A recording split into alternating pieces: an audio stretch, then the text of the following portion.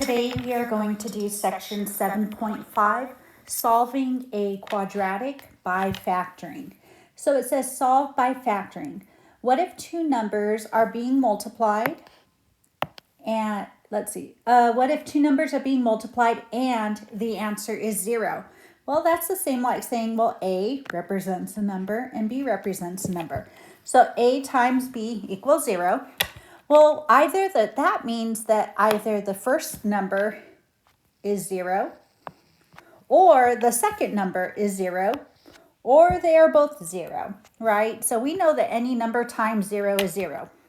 Well, this is called the zero product property right here.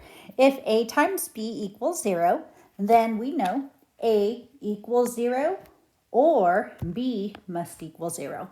But one of those must equal 0. There we go. Number 2, it says, what if two numbers are being multiplied and the answer is 10? We know that we can get 10 by 1 times 10. That equals 10, right? We know that 2 times 5 also equals 10. Okay, my pen's not wanting to work on me. Hold on one second. Let me erase this and try that one more time. There we go. 2 times 5 equals 10. And lastly, we know that 3 times a number, say 10 over 3, a fraction, is also equal to 10. So does this mean that either the first number of the second number must be a 10? Did you notice that? No, we didn't have to put a 10 in there. So the answer right here is no. So now we are going to solve by factoring. So let's go ahead and kind of put some of this into practice right now. So let's write a little note to ourselves here. We are going to always set, so when we're solving, we will always set the equation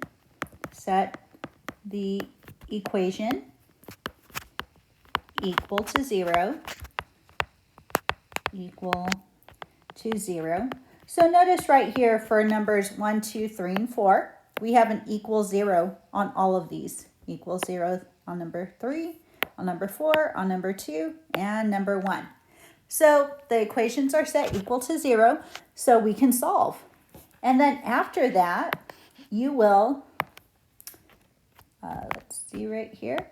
Oh, wrong pen. Let's fix that. Okay, after that, you will set the factors, equal to 0, and solve.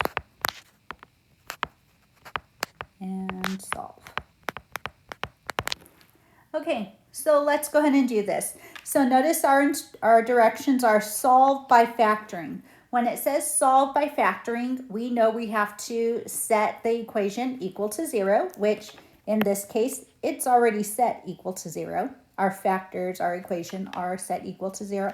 Now we have to get each factor and set each factor equal to 0, like this.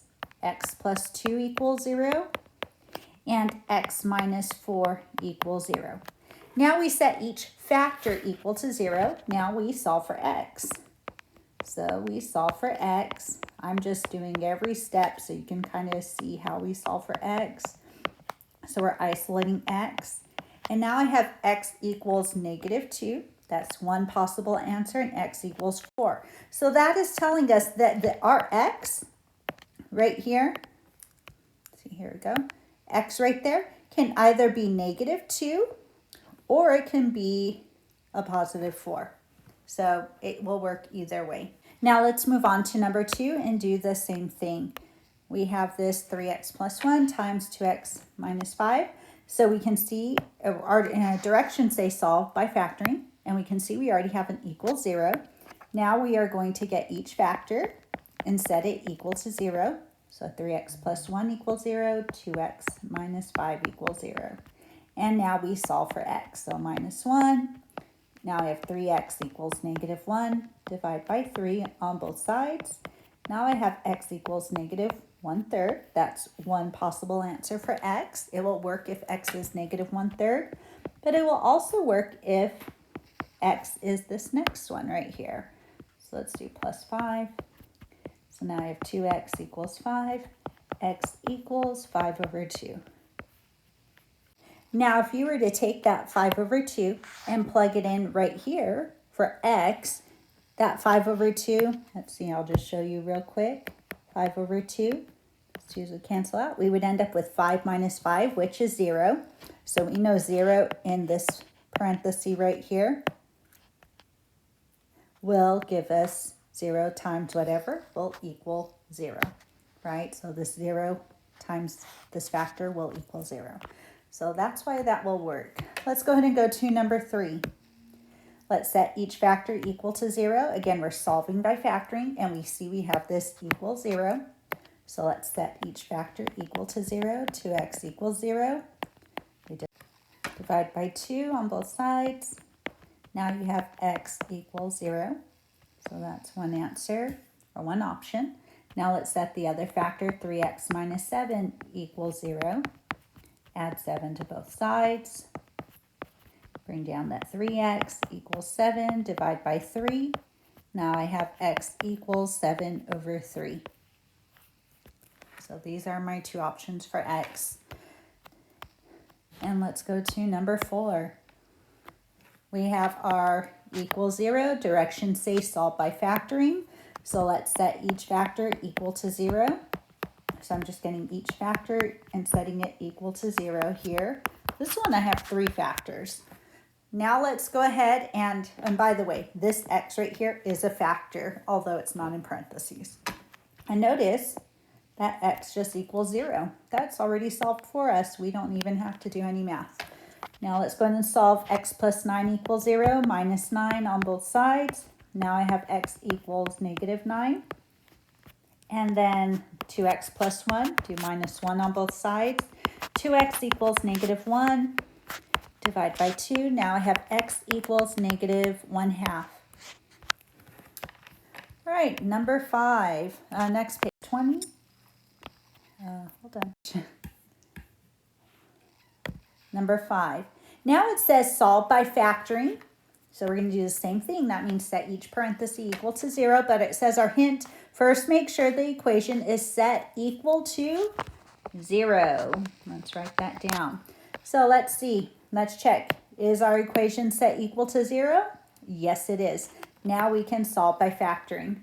So let's go ahead and get our factors. But let's look at this. We are in standard form.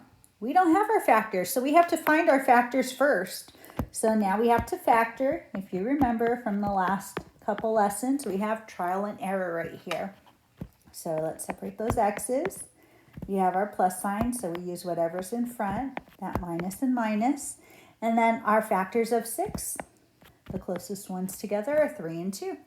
Now we have our factors. Now we have our equal 0. We have our factors. We have our equal 0.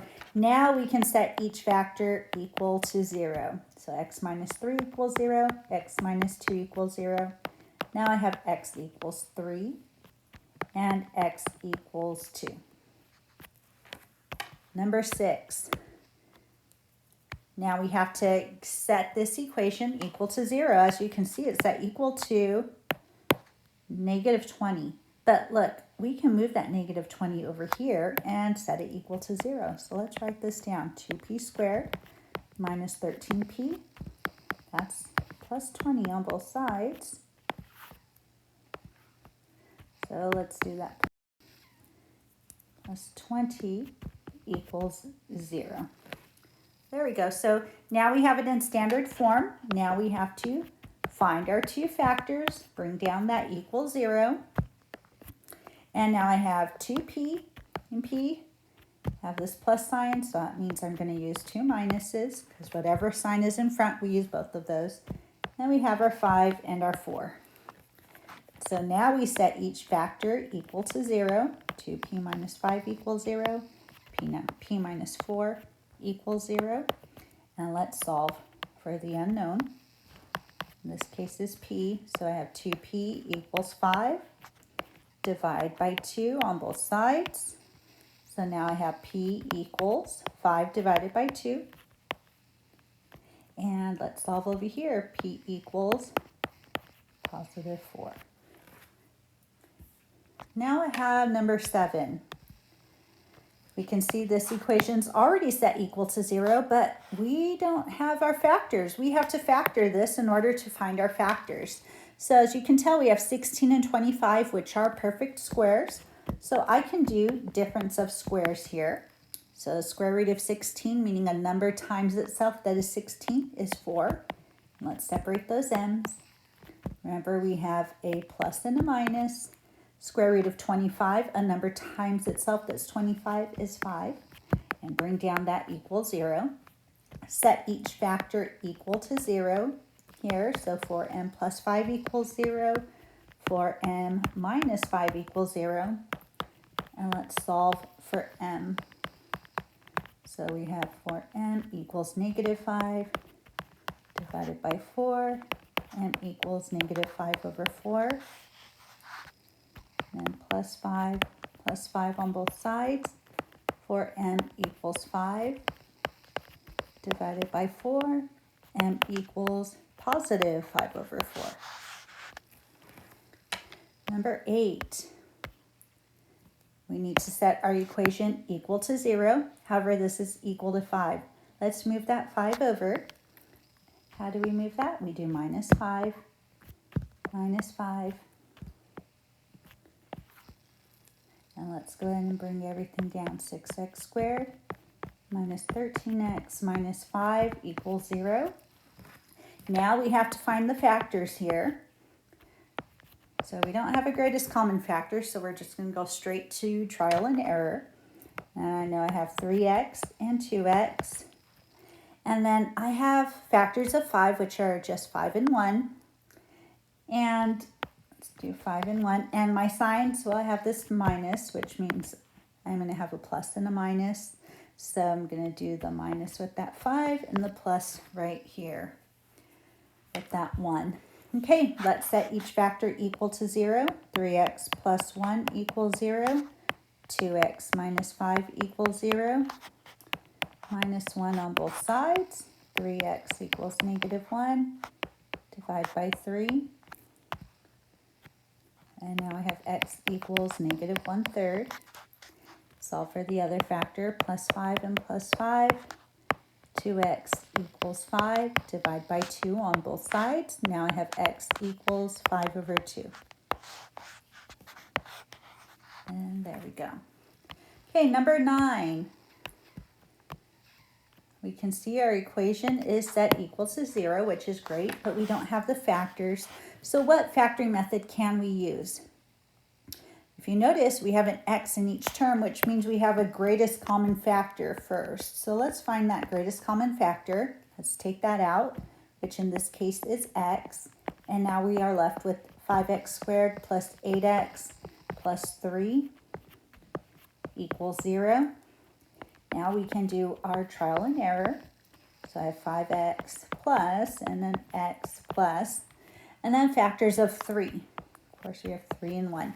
And of course, I'm not checking these, but I know they're right, but you can always check these, right? 3 times x is 3x. 5x times 1 is 5x. 5 plus 3 is 8. So we know we're good.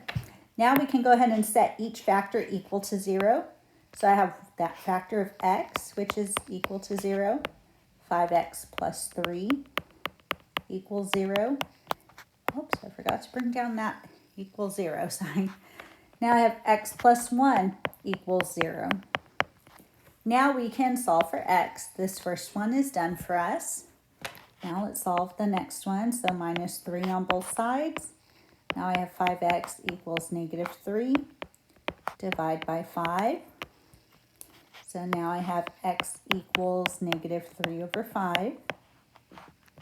Now let's solve for x on the last one. So minus 1 on both sides, x equals negative 1. All right, last one, number 10. We have to make sure it's set equal to 0, and we have this 4x over here. So let's move this 4x over.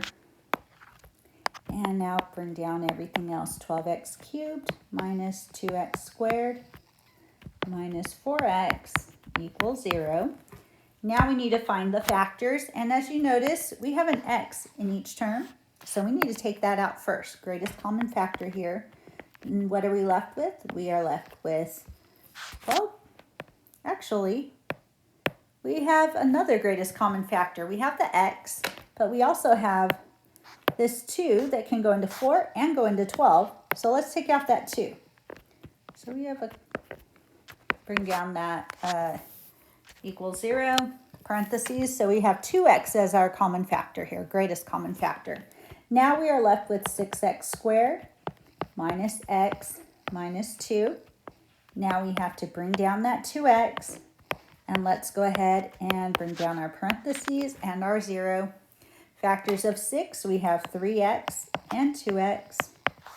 And then we have our minus and our plus. And then factors of 2, of course, are 2 and 1. Okay, then, of course, you can check this and see, well, negative 2 times 2 is negative 4.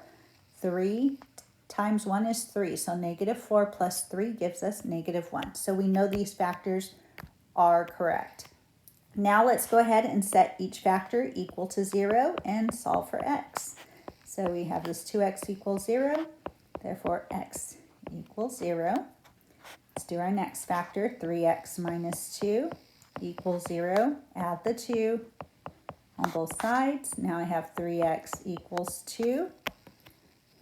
Divide by 3 on both sides. Now I have x equals 2 over 3. There's my other factor. And my last factor, 2x plus 1 equals 0. Now let's minus 1 on both sides. 2x equals negative 1. Divide by 2 on both sides. And now I am left with x equals negative 1/2. All right, and you are ready to do the homework.